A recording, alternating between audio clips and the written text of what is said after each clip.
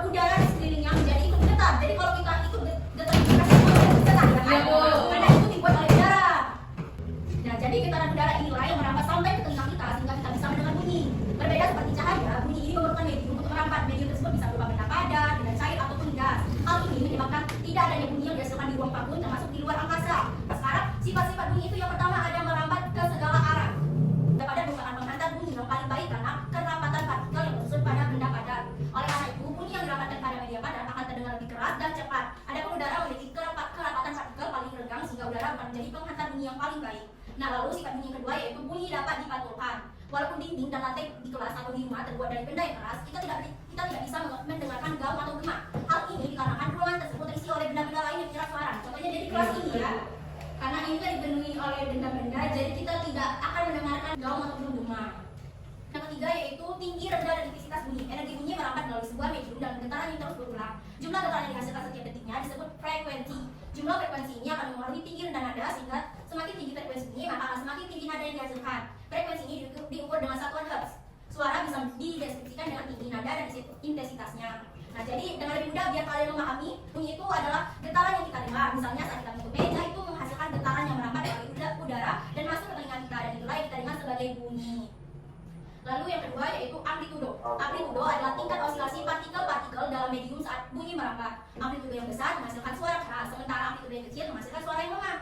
Kecepatan rambat, kecepatan bunyi itu bervariasi tergantung pada mediumnya. Biasanya bunyi merambat lebih cepat dalam benda padat daripada dalam udara.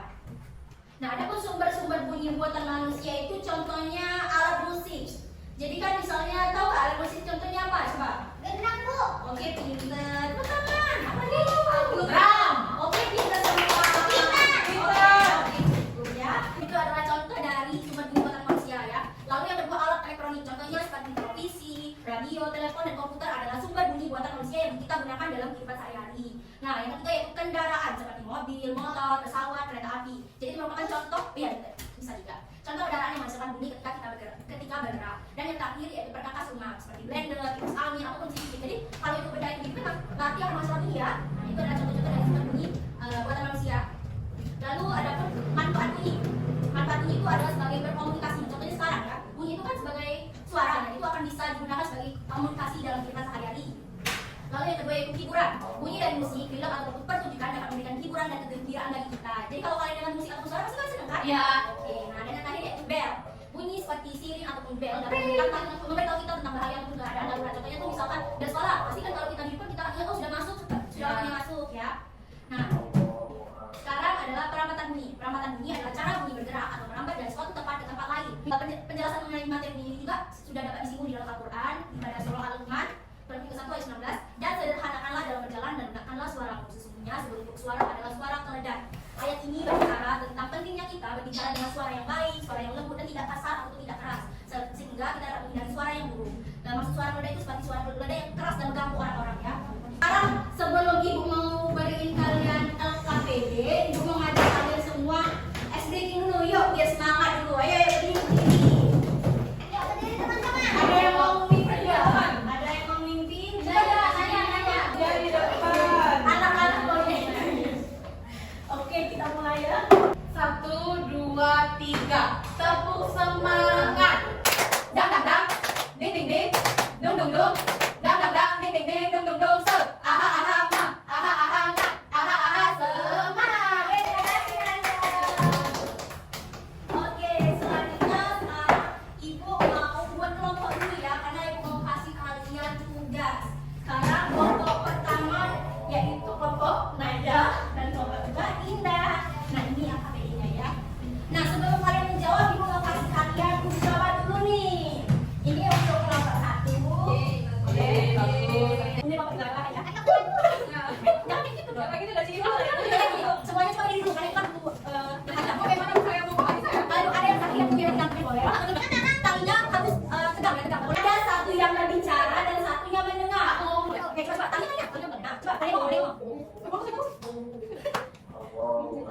Sekali lagi dah. Orang lagi tadi sampai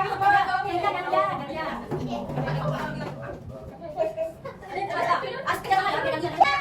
Ayo saudara soalnya. Kalau ada yang ngasih bingung boleh tanya sama ibu ya. Ayo. Ini bareng-bareng dong. Boleh.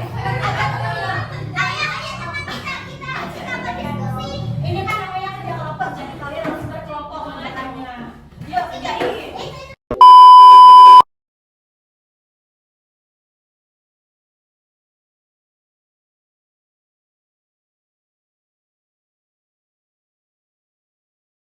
Kalau ada yang masih bingung boleh tanya sama ibu. Ibu kesimpulannya apa ya?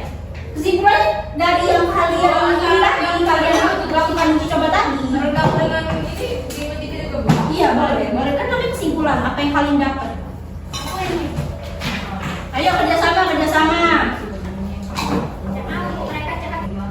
bisa jawabnya, yuk.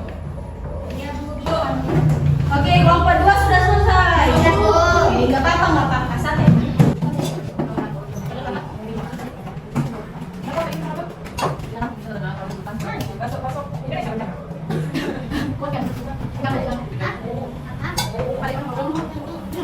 Oke, kalau sudah boleh balik kumpulin.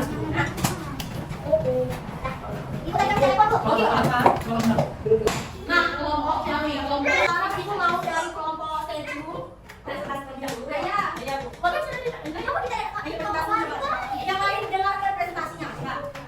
Baik, perkenalkan saya perwakilan dari kelompok 1, kelompok statue. Yaitu apa yang terjadi saat kamu berbicara di dekat kaleng, apakah suara dapat dengar oleh temanmu yang berada di kaleng lain? Bisa didengar, Bu. Yang kedua yaitu apa yang terjadi jika benang yang menghubungkan kedua kaleng dikendurkan? Jelaskan. Jika benang kaleng yang menghubungkan kedua kaleng itu dikendurkan, maka suaranya itu nyaris hilang atau kecil. Yang ketiga yaitu sebutkan 3 sifat bunyi yang kamu temukan dari percobaan ini. Yang pertama yaitu gema, yang kedua jelas dan juga merambat. Dan yang terakhir yaitu berdasarkan percobaan ini, apa kesimpulan mengenai perlambatan bunyi? Jelaskan. Jika benang itu ditarik kencang, maka suaranya jelas. Tetapi jika benang dikendurkan, suaranya tidak terdengar. Oke, terima kasih Arya. Itu dari kelompok seju. Ada yang masuk nggak? Oke, selanjutnya kelompok 2. Wali, boleh sini siapa boleh? Wali mau menjelaskan.